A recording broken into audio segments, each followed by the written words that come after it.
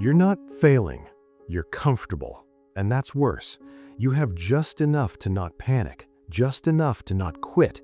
But comfortable people don't build empires, they build regrets. If you've been stuck in good enough for years, the next 6 minutes will either wake you up or prove you've already surrendered. Don't scroll past this. Meet Ryan, 31 years old, marketing coordinator at a mid-sized firm, $71,000 a year.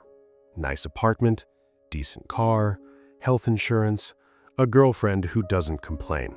Ryan isn't broke, he isn't desperate, he's fine. And that's the problem. Every morning, Ryan hits snooze 3 times. Not because he's exhausted, but because nothing excites him enough to jump out of bed. He shows up to work, does his tasks, scrolls during lunch, leaves at 5:15. Fridays feel like relief, Mondays feel like dread. But it's manageable, it's safe, it's good enough. Ryan used to dream bigger. At 23, he wanted to start a creative agency. He sketched logos, he saved articles about branding. He told himself, one day. But then he got the job, the salary, the routine.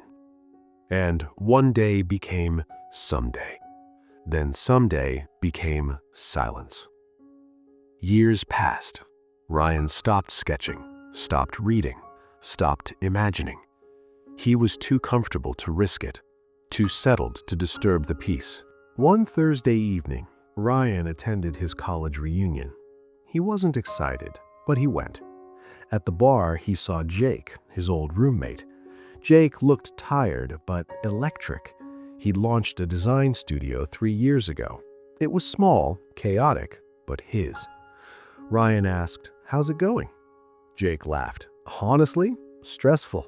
I worked 70 hours last week. I didn't take a salary for 8 months. My parents think I'm insane. But man, I've never felt more alive." Ryan forced a smile. That's great. But inside, something twisted. Jake wasn't richer than Ryan. Jake was freer. He owned his struggle. Ryan just survived his comfort. Later that night, Ryan sat in his car in the parking lot.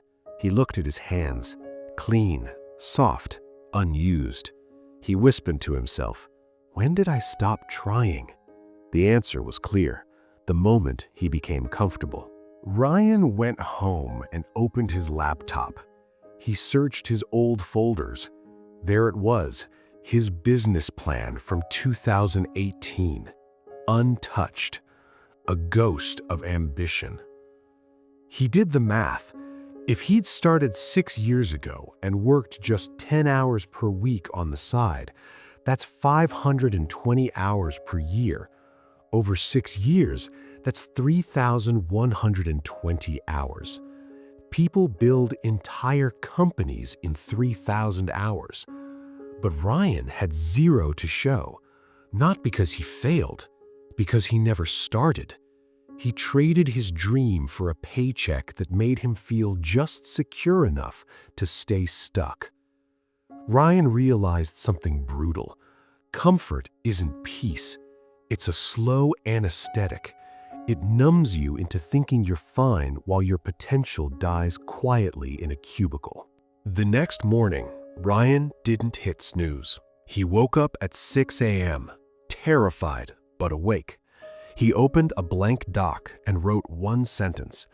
What would I do if comfort wasn't an option? The answer came fast. Build the agency. But this time, he didn't quit his job. He didn't make a dramatic announcement. He just started. Every morning, 6 a.m. to 8 a.m., he worked on his craft. Logo designs, cold emails, portfolio building. It was uncomfortable. His body wanted sleep, his brain wanted ease.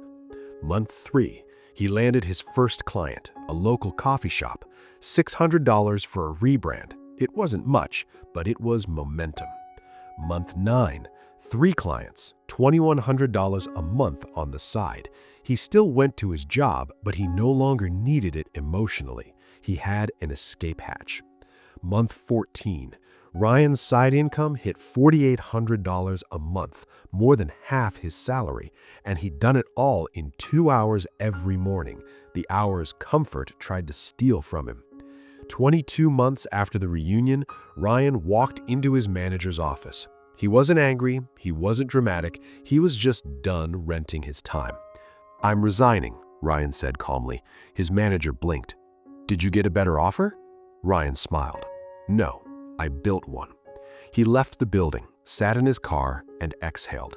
For the first time in 8 years, Monday didn't scare him because he wasn't comfortable anymore. He was alive. Here's what nobody tells you.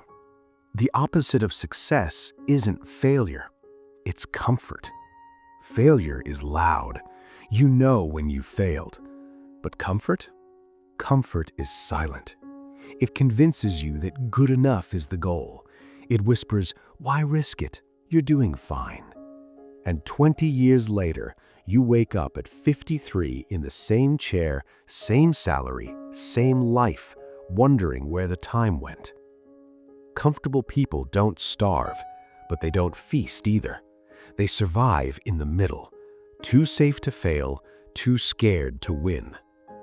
So I have to ask you, what dream are you killing with comfort right now? What version of yourself are you avoiding because your current life is fine? Tomorrow morning, don't hit snooze. Sit up, open your laptop, and work on the thing comfort has been whispering you to forget. Because your potential doesn't die in a dramatic crash.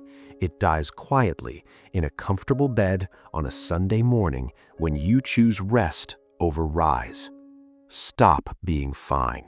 Start being alive.